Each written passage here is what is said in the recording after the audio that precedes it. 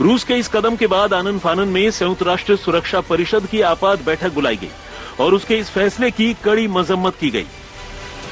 बैठक में कहा गया कि रूस ने ऐसा कर मिन्स्क समझौते की चिंदियां बिखेर दी है। अमेरिका और ब्रिटेन इस मामले में सबसे मुखर रहे और बहुत मुमकिन है कि अब ये दोनों ही देश रूस पर नए आर्थिक प्रतिबंधों का ऐलान भी कर दे। अमेरिकी विदेश मंत्री एंटनी ब्लिंकन ने तो खैर पहले ही कह दिया था कि यूक्रेन के अलगाववादी इलाकों को कोई मान्यता देना यूक्रेन के निजी मामलों में दखल देने जैसी बात होगी और ये अंतर्राष्ट्रीय कानून का उल्लंघन भी होगा। जबकि रूस के इस फैसले के बाद ब्रिटेन के प्रधानमंत्री बोरिस जॉनसन ने ब्लिंकन की उन्हीं बातों को दोहराया है। रूस के इस फैसले से यूरोपियन यूनियन भी नाराज है और उसने कहा है कि वो यूक्रेन के साथ मजबूती से खड़ा है। असल में यूक्रेन का झुकाव अमेरिका और नेटो देशों के प्रति रहा है, जबकि रूस ऐसा नहीं चाहता, क्योंकि उसे लगता है कि अगर यूक्रेन को नेटो की मेंबरशिप मिल गई तो अमेरिका समेत नेटो मुल्कों की फौज उसकी दहलीज तक पहुंच जाएगी और ये उसके लिए एक बड़ा खतरा होगा। ऊपर से यूक्रेन पर अमेरिका का दबदबा बढ़ने से उसके लिए आर्थिक तौर पर भी नई चुनौतियां खड़ी होंगी। कुछ इन्हीं वजहों से रूस यूक्रेन पर लगातार दबाव बनाने की कोशिश करता रहा है। दरअसल ग्लोबल इकोनॉमी पर कच्चे तेल का आज भी सबसे ज्यादा असर है। अमेरिका किसी भी हाल में कच्चे तेल के बाजार पर अपना कब्जा बरकरार रखना चाहता है, जबकि रूस के हित अमेरिका से मेल नहीं खाते और वो इस मामले में अमेरिका के खिलाफ है। रूस यूरोपीय देशों को कच्चे तेल और गैस की सप्लाई करता है और सप्लाई की ये पाइपलाइन यूक्रेन से होकर गुजरती है। अमेरिका को लगता है कि अगर उसका यूक्रेन पर दबदबा रहा तो कच्चे तेल के बाजार पर भी उसका कब्जा रहेगा। इससे वो रूस को भी आसानी से काबू कर सकेगा।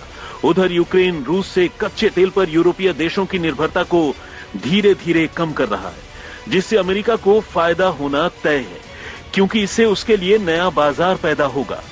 जानकारों की माने तो यूक्रेन और अमेरिका से रूस की नाराजगी की जड़ में यही सबसे अहम वजह है। अब आइए आपको लगे हाथ ये भी बता देते हैं कि अमेरिका और यूरोपियन यूनियन के रूस पर प्रतिबंध लगाने का आखिर क्या असर होने वाला है। जानकारों की माने तो अमेरिका और सहयोगी देश अगर रूस पर कड़े आर्थिक प्रतिबंध लगाते हैं तो रूस को अच्छा खासा नुकसान हो सकता है। रूस की अर्थव्यवस्था रिसोर्स बेस्ड है और कच्चा तेल और गैस के निर्यात से उसकी जीडीपी को बूस्ट मिलता है। ये देखा गया है कि जब क्रूड के भाव बढ़ रहे होते हैं तो रूस की इकोनॉमी भी तेजी से बढ़ती है। मौजूदा संकट से क्रूड फिर $100 के करीब पहुंच गया है। अब अगर अमेरिका ने रूस के तेल और गैस को भी प्रतिबंध के दायरे में ला दिया तो रूस के लिए नए खरीदार की तलाश करना एक मुश्किल काम होगा। इससे रूस के लिए मुश्किल आर्थिक हालत पैदा हो जाएंगी। हालांकि रूस और यूक्रेन के बीच जारी इस विवाद में भारत ने बहुत सधी हुई प्रतिक्रिया दी है। भारत ने रूस और यूक्रेन के रिश्तों में बढ़ते तनाव पर चिंता तो जताई, ये भी कहा कि इस मसले को बातचीत से सुलझाया जाना चाहिए, लेकिन न तो उसने अमेरिका के कदम की हिमायत की और न ही रूस के कदम की मुखालफत की। इसे एक तरह से भारत के तटस्थ रवैये के तौर पर भी देखा जा सकता है। भारत ने यूक्रेन में पढ़ाई के लिए गए छात्रों से एक बार फिर घर वापसी की अपील की है। भारत की ओर से कहा गया है कि ऑनलाइन क्लासेस पर किसी फैसले का इंतजार किए बिना भारतीय छात्रों को वापस लौटना चाहिए। भारत ने अपने नागरिकों को यूक्रेन से निकालने के लिए एक्स्ट्रा फ्लाइट्स की भी शुरुआत की है।